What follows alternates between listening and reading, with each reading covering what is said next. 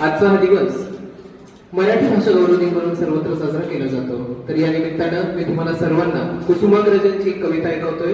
कवितेचं नाव आहे कणा.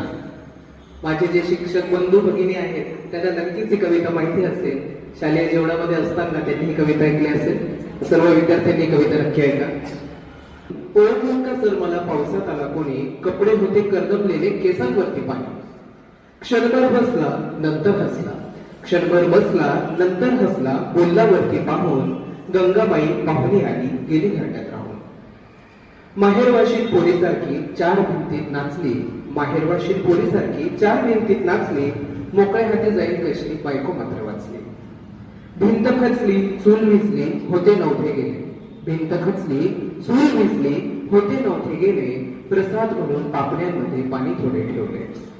कारभारणीला घेऊन संगे सर आता लढतो आहे, कारभारणीला घेऊन संगे सर आता लढतो आहे, पडकी भिंत बांधतो आहे, चिखलगाळ काढतो आहे. खिशाकडे हात जाताच हसत हसत उठला, खिशाकडे हात जाताच हसत हसत उठला, पैसे नकोत सर जरा एकटेपणा वाटला. मोडून पडला संसार तरी मोडला नाही कणा, मोडून पडला संसार तरी मोडला नाही कणा, पाठीवरती हात ठेवून फक्त लढ म्हणा, फक्त लढ म्हणा. धन्यवाद.